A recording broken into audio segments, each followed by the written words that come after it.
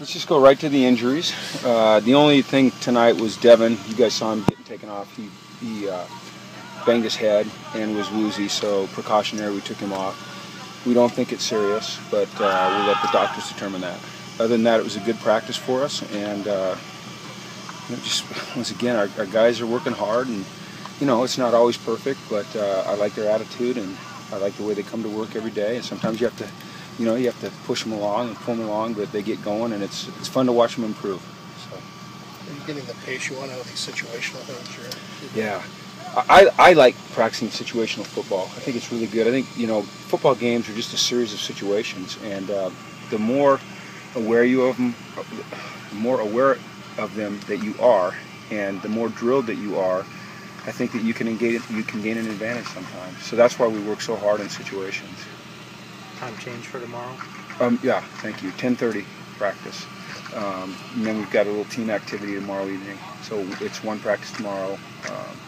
We'd go earlier, to avoid the heat, but we'd like to have a meeting before or between every practice. So we're going to have a meeting in the morning at 7:30 and then be out here at 10:30. So you guys don't have to show it. Nothing's going to happen. Tell your editors. Yeah. Is there a competition going on at nose tackle right now between Willis and...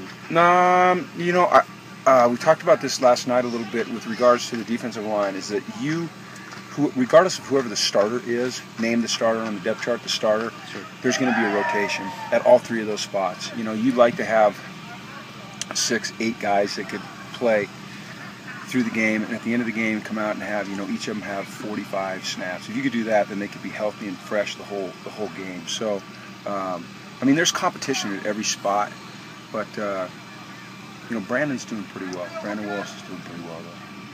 But they'll all play. Those guys will play. The competition between the freshman wide receivers, what have you liked so far? Well, I like that the three of them are all real good players, but they're all very different. You start with Jordan Payton, and he's a big, physical, strong-handed guy who uses his body well to position himself and make catches.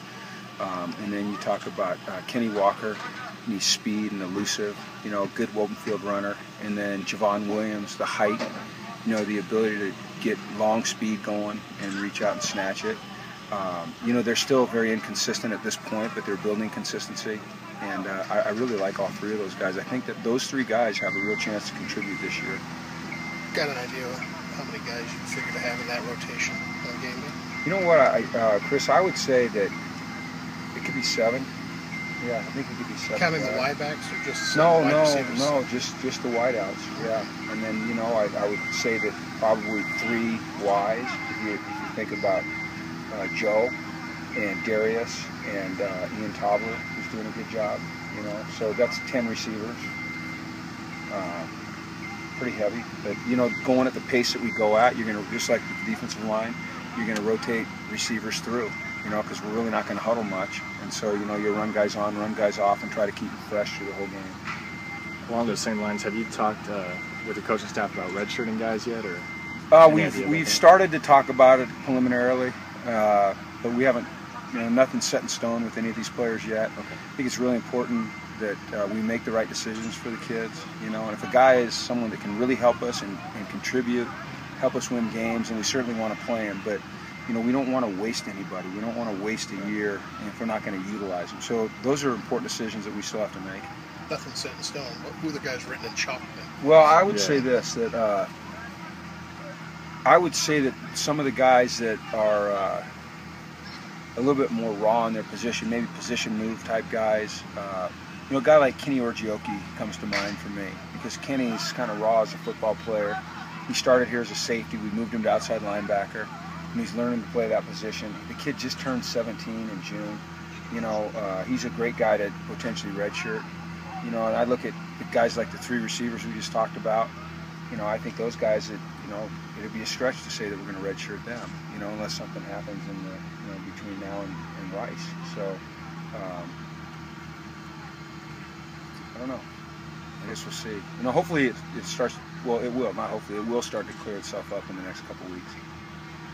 Did Keenan Graham get nicked up? Not that I saw. No, they didn't tell me. They said he's fine if he did. So, okay. Thanks, Phil.